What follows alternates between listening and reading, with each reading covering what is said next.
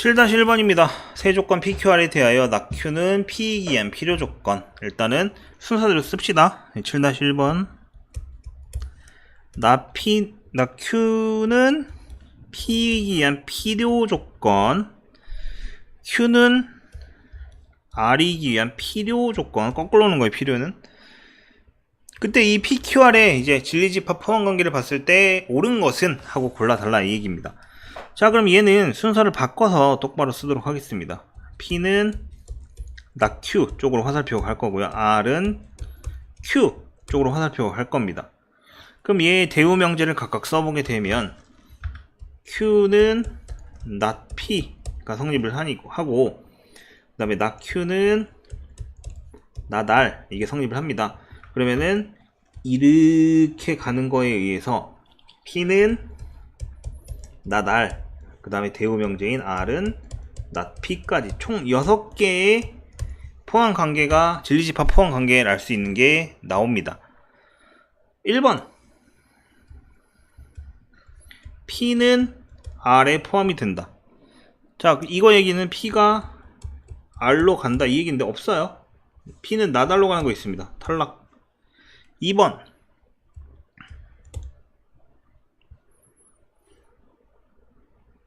자, 이거 벤 다이어그램 좀 그려볼까요? 벤 다이어그램을 그릴 수 있겠네요. 이 조건만 갖고도 벤 다이어그램 그릴 수 있습니다. R이 있고요. Q가 있습니다. 이렇게. 그 다음에 P는 Q의 바깥쪽에 있어요. 일단 전체 집합이 이렇게 있고요. 그러면은 여기에 P가 있을 겁니다. 이렇게 돼요. 이걸 갖고 이제 찾으면 되는 건데 2번 P의 여집합, 합집합 Q는 R에 속한다. 자, R 딥다 작은 요거야. 속할 리가 없겠죠. 틀렸고요. 3번 벤 다이어그램을 쉽게 그릴 수 있으면 벤 다이어그램 그려 놓는 게 좋습니다. Q의 바깥쪽은 P에 속한다. 야, Q의 바깥쪽 겁나 커. R에 속한다요?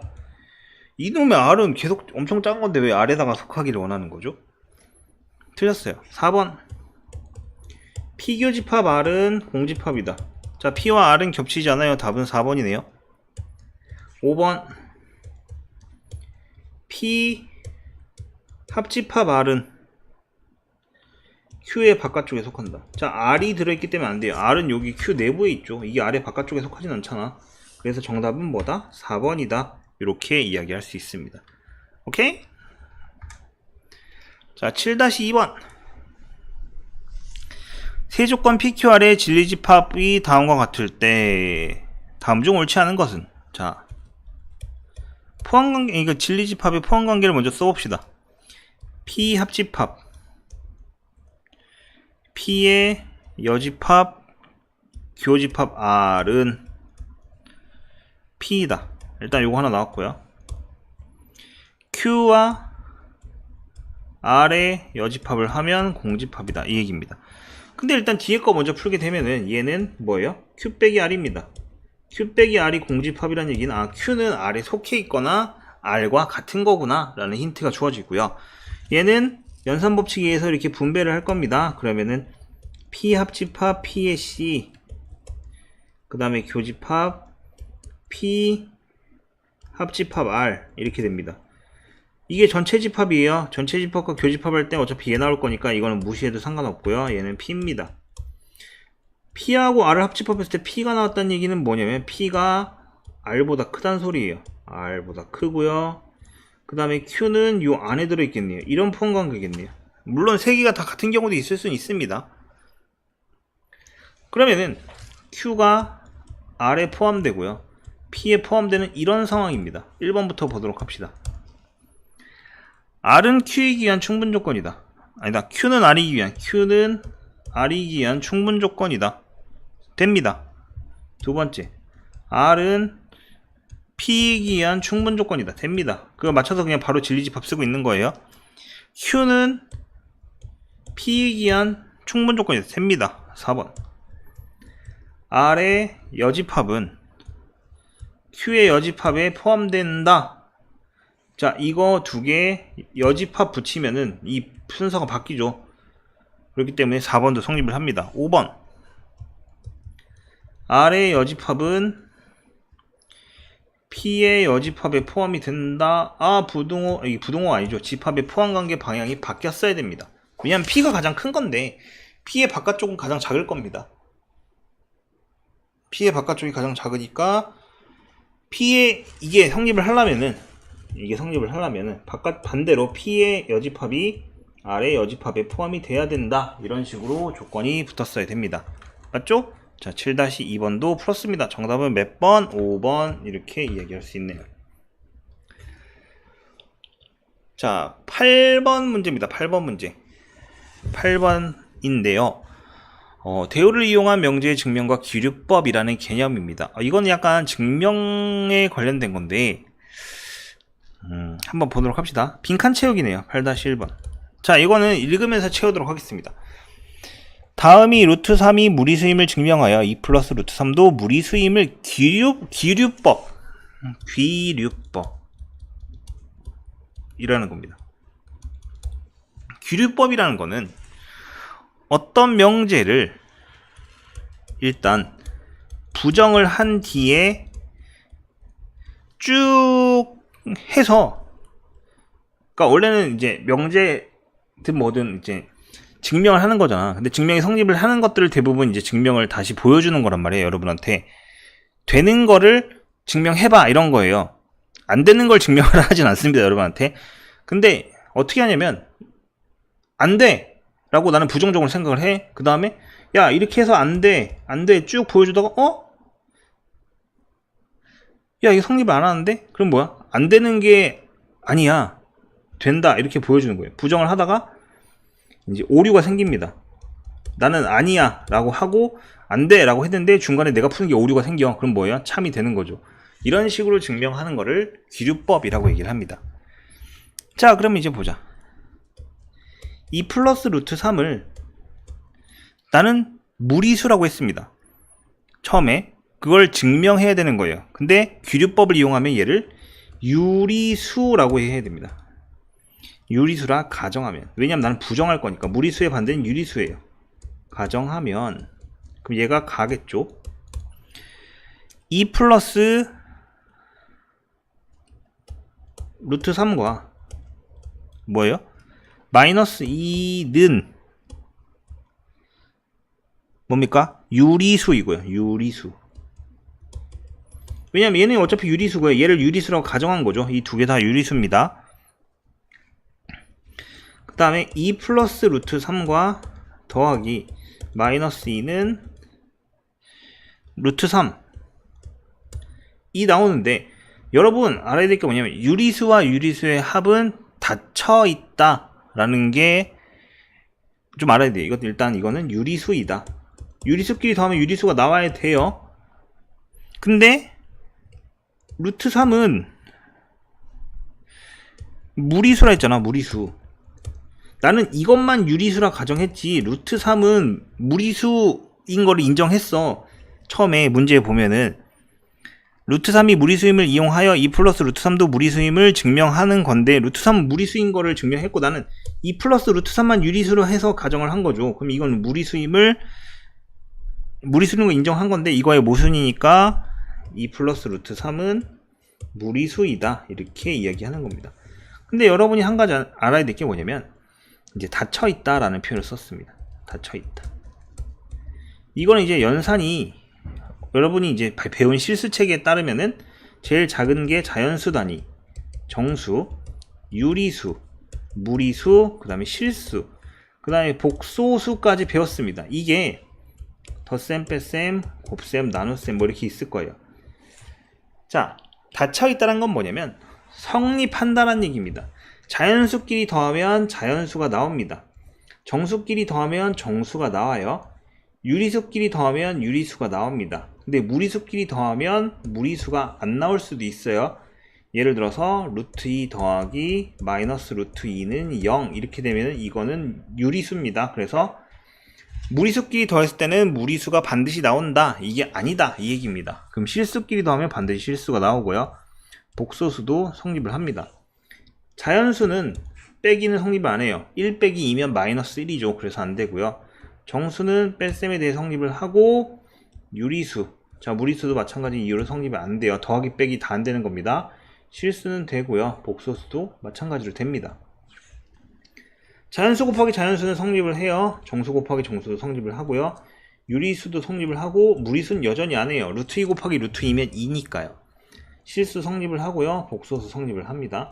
나누기는 0이라는 조건, 즉 0으로 나눈다 라는 조건만 확인을 하지 않으면은 이제 그 조건을 빼버리는 거예요. 0으로 나누는 경우는 제외를 하고, 자연수끼리 나눴을 때 자연수 안 나옵니다. 예를 들어 1을 2로 나누면 2분의 1이죠. 2분의 1은 자연수가 아니에요. 마찬가지 이유로 정수도 안 돼요. 근데 유리수는 됩니다. 무리수는 다 안 돼요. 실수, 복수수, 이것도 0으로 안 나누는 경우만 해당합니다. 이게 뭐냐면은 이제 닫혀있는 연산에 대한 겁니다. 자연수끼리는 더하기를 했을 때 무조건 자연수가 나온다. 정수끼리 빼기를 하면은 무조건 정수가 나온다. 뭐 이런 거에 대한 겁니다. 그거를 이제 OX 표시로 한 건데요. 이거는 예전 교육과정에 있었는데 지금 여러분 교육과정에 빠졌어요. 근데 보너스로 얘기를 한 겁니다. 이런 기류법 때 가끔씩 쓰이긴 하니까 그 다음에 알아둬서 나쁠 건 없습니다. 아무리 수학 교육과정이 줄어들다 하더라도 제가 보기엔 오히려 수학 교육과정이 줄어들면서 여러분에게 헷갈리는 단어들이 더 늘었어요. 왜? 필요한 개념은 비슷한데 그 필요한 개념들을 최대한 생략한 게 많아서 그래요. 그렇기 때문에 여러분에게는 조금 이제 예전 학생들 혹은 쌤네 세대, 쌤 전에 있던 더 나이 드신 선생님들의 세대에 비하면은 개념적인 부분이 좀 많이 부족하기 때문에 그 부분에 대해서는 조금 짚고 넘어가야 될 것 같아요. 자, 8-2번. n제곱이 3의 배수이면 n제곱이 3의 배수이면 n은 3의 배수이다.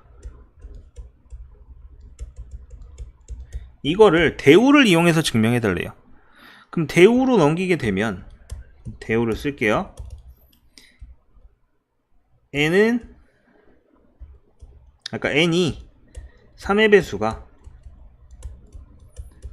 아니면 n제곱은 3의 배수가 아니다.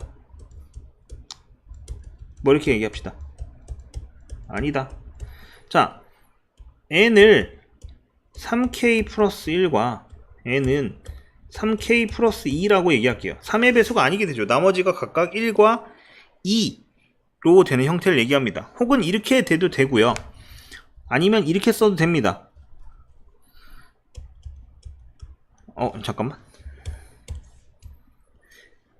이건 여러분한테 직관적으로 나머지가 1이고 나머지가 2라는 걸 보여주기 위한 거고요. 반대로 이렇게 써도 됩니다. 3k 빼기 2 3k 빼기 1 이렇게. 근데 이제 3의 배수란 건 여기서 무의식적으로 n은 자연수, 왜 이렇게 써있네요. 단 n은 자연수다라고 써있기 때문에 얘가 좀 더 올바른 편입니다. 이렇게 써도 되긴 하지만, 왜냐면 이때 옆에다가 k는 자연수다 라고 써줘야 돼요. k는 자연수. 왜냐면은 k 값이 자연수가 아니게 되면은 엉뚱한 값들이 나올 수 있으니까. 이 경우에는 k는 0보다 큰 이제 정수, 크거나 같은 정수, 이런 식으로 표현을 하게 되겠다. 이게 왜 편하죠? 그래서 이렇게 표현을 할 거고요. n 제곱을 합니다. n 제곱은 9k 제곱 빼기 12k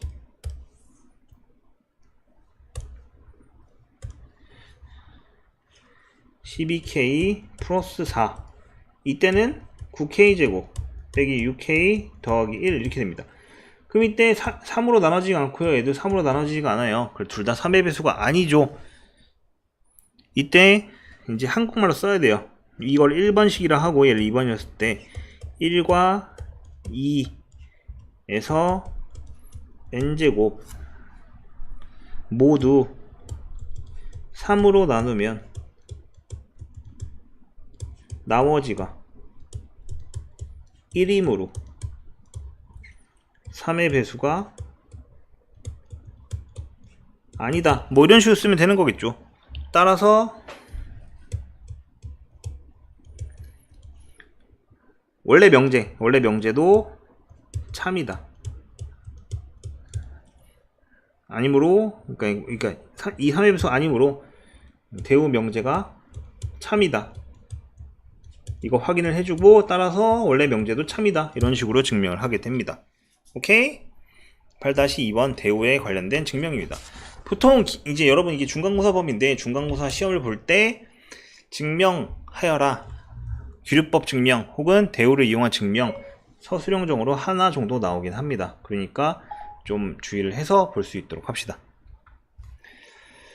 자, 그 다음에 이제 개념 유형 마지막 페이지입니다. 9-1번부터 9-3번까지 빨리 보도록 합시다. 자, 절대부등식이란 건 뭐냐면 항상 성립하는 거에 대해서 얘기를 합니다.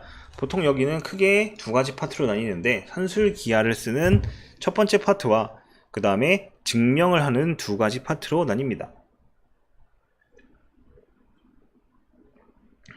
근데 여러분에게 좀 더 비중이 있는 파트는 이제 산술기하가 조금 더 어떻게 보면은 문제가 되게 쉽다고 할까요? 증명 파트 같은 경우에는 앞에 대우나 기류법을 이용한 증명도 있기 때문에 그러니까 부등식의 증명 같은 경우에는 그렇게까지 나온 다음에 기역, 니은, 디귿, 리을 선택하는 형태의 문제로 많이 나옵니다. 다음 중 이게 성립하는 것은 절대부등식이 성립하는 것은 골라라 뭐 이런 형태로 많이 나오기 때문에 여기도 마찬가지로 주의해서 봐야 되는 건 마찬가지입니다.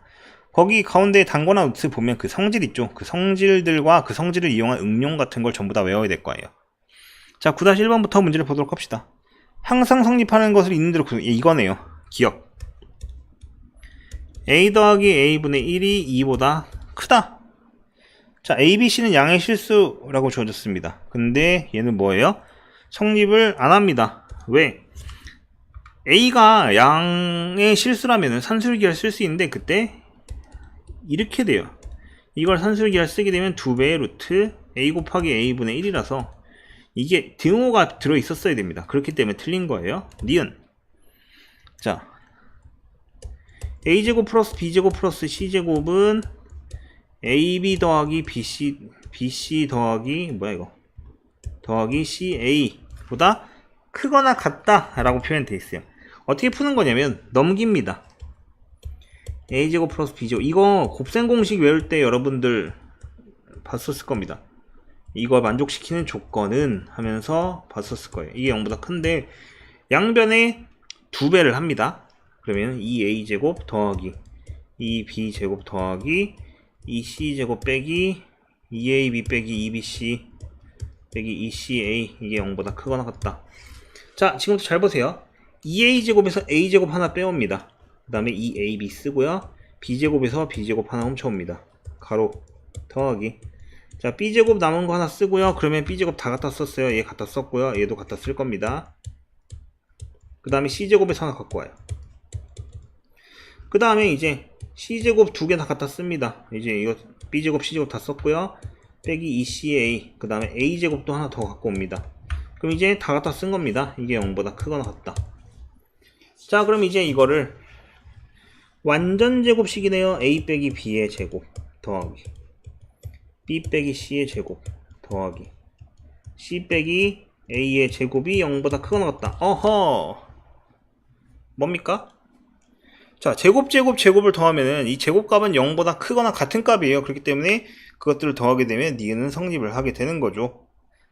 맞죠? 이렇게 주어질 겁니다. 자, 디귿은 이쪽으로 올려서 쓸게요. 디귿. 절대값 a 더하기 b 고요. 절대값 a 더하기 절대값 b. 자, 이런 경우에는 양변을 제곱을 하게 됩니다. 절대값을 통째로 제곱을 하게 되면 얘 같은 경우에는 a제곱 더하기 2ab 더하기 b제곱이 되고요. 부동호방의 유지가 되고요. 얘를 제곱을 하게 되면 자, 이렇게 되어 버립니다. 이렇게 돼요.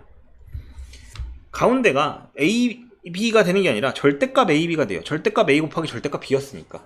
그러면은 얘랑 얘를 지우게 되면 a, b가 절대값 a, b보다 크대 아예. 이건 아니죠. 왜? 절대값 a, b 쪽이 크거나 같겠죠. 왜냐면 절대값은 항상 양수예요. 근데 a하고 b가 만약 음수면은 a, b가 큰 게 아니잖아. 이게 예를 들어서 얘가 마이너스 1이고 얘가 2야. 얘가 마이너스 2, 그럼 2가 되고 얘는 절대값 때문에 2가 될 건데 얘는 마이너스 2가 되고 이쪽이 커야 되는 거 아니야? 같은 경우는 어떻게 돼요? AB가 만약에 얘가 플러스 1이고 플러스 2야. 그럼 플러스 2죠. 그럼 이때 2고, 이때 2고. 그럼 등호도 있어야 돼요. 즉, 오른쪽이 크거나 같다. 이게 디귿의 부등호 방향입니다. 틀린 거죠. 정답은 니은 2번만 되는 겁니다. 자, 그 다음에 9-2번을 봅시다. 9-2번 같은 경우에는 이제 산술기하의 응용 버전에 가깝습니다. 1번 양수 xy에 대하여 거기다 밑줄을 치세요. 양수 xy에 대하여 그게 힌트입니다. 양수라는 표현이 문제에서 시작을 하게 되면 산술기하를 얘기하는 거예요. x 곱하기 y는 8 x 더하기 2y의 최소값을 구해주세요. 그럼 산술기하를 써서 2배 2xy 그럼 여기 얼마가 됩니까? 16이 되겠죠. 즉 얘는 8이 됩니다. 8보다 크거나 같다 해서 최소값은 8 이렇게 주어지고요. 2번은 실수 xy에 대하여라네요. 이건 별표를 치세요. 코시 슈바르츠입니다. 코시 슈바르츠 공식은 코시 슈바르츠 부등식은 제곱값이 주어진 경우에 성립을 하는 건데 x제곱 더하기 y제곱은 8, 4 이때 4x 더하기 3y의 값을 물어봅니다. 자, 코시 슈바르츠 부등식에 대해 좀 써보면은 코시 슈바르츠 부등식이라는 공식에 대해서 좀 써보면은 ax 플러스 by의 제곱은 a제곱 더하기 b제곱 x제곱 더하기 y제곱이라서 이렇게 공식으로 변형됩니다. 근데 이때 부등호 방향이 중요한데요. 부등호 방향은 어떻게 됩니까? 이렇게 되는 겁니다. 자, 이쪽은 식이 하나고 이쪽은 식이 두 개죠. 식 두 개 쪽으로 벌리고 있으면 됩니다. 그럼 얘는 제곱 4의 제곱 더하기 3의 제곱 앞에 개수들 얘기하는 거고요. x제곱 더하기 y제곱 이렇게 될 겁니다.